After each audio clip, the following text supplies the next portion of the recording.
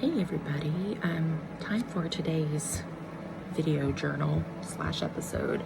I did one for yesterday and then ended up not publishing it. I deleted it because I think it was just too, a little bit fluff. It wasn't, I don't know, felt more like an infomercial than it felt like an actual authentic blog discussion, which is what the purpose of these are. Sorry, I just got out of the shower, so bear with. So yesterday I had to deal with a very difficult situation. Difficult in the sense that personally, even being a master communicator, which is how I view my skill set, when it comes to having to have personal, hard conversations, it doesn't matter how good you are communicating, it's just emotionally, taking the deep breath to do it. Because if you're doing it right, you want to ensure that you're not hurting somebody else in the conversation, even while being able to present your own feelings and emotions. So once I took the time to do that, I felt so much better. I felt like it was done in love. I felt like I was self-loving to myself. I felt as though I created space for the other person, and just left it there. But what it did is it kept bringing this theme of the last few days that I've been getting is about our energy containers and how and when we create the space for things to enter into our space and how we interact with that energy. And I think that's going to be maybe tomorrow's discussion and episode, but part of what was coming through with all of that is not just the sacredness of communication and the sacredness of relationships and how to honor and respect all parties involved, all energy involved. But this other part of this new earth part of those of you that are probably watching this, I just realized I haven't taken my allergy medicine today, excuse me. Got that itchy throat thing happening. So it's been very much about being still, about finding stillness, observing. I'm looking at my list of words they've been giving me. Observation, practice, looking at a thing and examining it. And so that's kind of what I wanted to talk about today, was finding stillness, slowing down, looking at a thing, observing, noticing, sensing, creating practice around that. I think one of the ways I'm doing that right now is I do what I'm affectionately calling my dragon surgery, but it's a dragon circle for Reiki energy that I'm doing every day right now. And right now I've established a protocol for the first week, which is what I sat with during meditation and asked what would be the appropriate way to do this for the first week. And so, and I'm sure next week and the week after we'll have different kind of components to it. But what I'm feeling or getting from all of it is what they've been telling me since Saturday is I have to slow down. I have to be still. I have to, one, it's part of me in my reset and refresh. It's also partly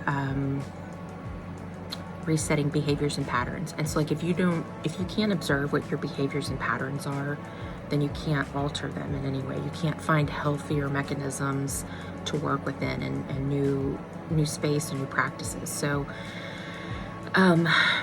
the reason that's really important for me and for all of us is, for me personally, it has been about that constant state of survival that I've been talking about, that I've been in for 30 years.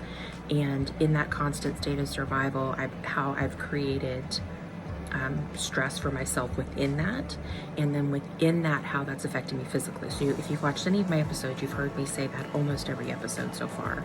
And so with me, that's a constant state of busyness, and it's a learned behavior in my family. I used to understand it only as performance, meaning the tasks that you accomplish in a day somehow equate to your value and your worth and being worthy of love. That, and by the way, this is an unhealthy work ethic. So you can have a very strong work ethic, but performance is it's a nasty disease. It's a nasty old program that keeps you separated from oneness, and that keeps you from being in a constant state of action that says if you're not action oriented, you're not worthy. And now I'm seeing another layer to that, because I've worked on the performance piece, but what they're showing me now is I'm still exhibiting busyness, too much busyness. And that's a problem that we've had in the old earth. And we're coming out of that because we're, with COVID, with the pandemic, we were forced into the great pause earlier in 2020. And that's actually a great thing, because it's forcing people to slow down. But even those of us that have shifted to fully work from home, people that weren't accustomed to that before and have children at home are trying to figure out how to deal with that busyness, right? Like, you can be on a Zoom call and everything looks like it's well and good, but there's chaos behind the door. Also a separate teaching. So I don't want to get too far off down the rabbit hole with this, but just to kind of state, we're all in this place of busyness. And so for me, because I want to share with you here at the end what they've said to spin it back for everybody that watches this. For me personally, I need to take the time to still and to take a thing, whatever the thing is. It could be a word, an emotion, a pattern, a behavior. It could simply be picking up a rock or a flower. So however I'm choosing to interact with energy, holding the thing, creating the space for it, to look at it, to sit with it, to observe it, to feel it, to sense it.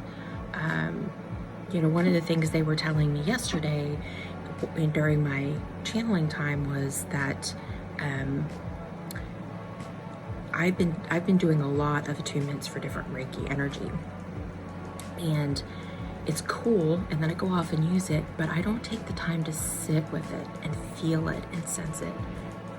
To even ask myself, what does it feel like? What's the differences between each of the energies? What does each of the energies feel like?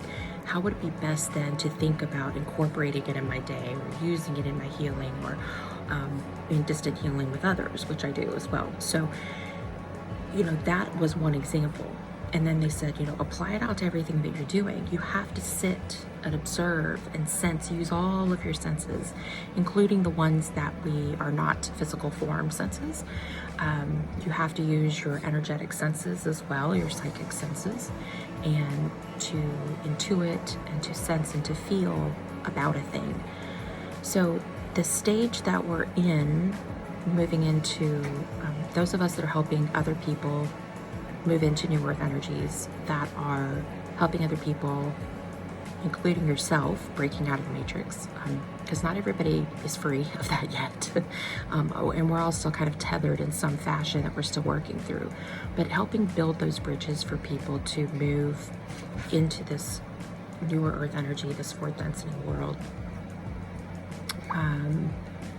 is part of this. Is we've got to examine our own patterns of behaviors and the speed of which we're doing things, and begin to sit and sense and spend time with things.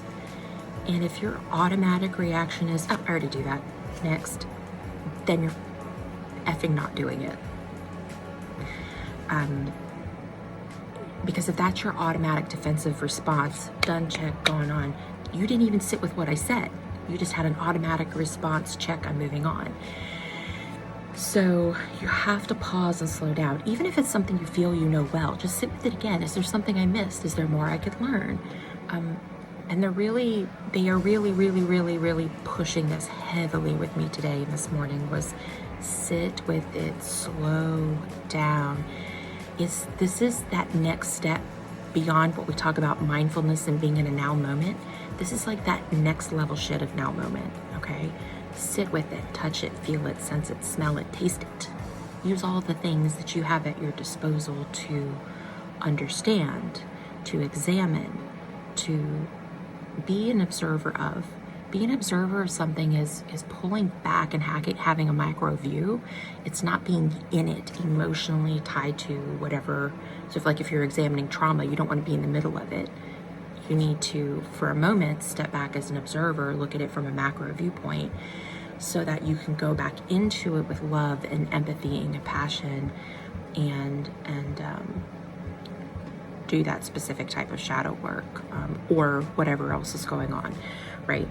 So you can't solve that if you can't step back and have a macro view of what else is taking place. And how do I respond? What is the lesson here? How can I grow myself through this? A lot of that's ego related, just like, yeah, a lot of that's just getting out of your own way, so that you can do that. And this is going to be really, really critical as we move into what we're going to talk about tomorrow, really more about the sacredness, sacred ceremony, sacred space, sacred communication, viewing through a lens of sacredness, and how that's going to be really important for healing and for learning. But specifically those of us that are building bridges from the old earth to the new earth, and helping people cross into being able to hold the light and being able to interact with that frequency, and to be whole and healthy on all body levels. So yeah, so that's definitely, it's the message of find the stillness, slow down, observe, examine, sense, and then use practices until you get used to it. Speaking of that, it is time for my dragon circle, my 30 minutes in the dragon circle, and that's again part of that practice to observe, but also to reset these patterns of busyness that I've had. So see you guys in the next one.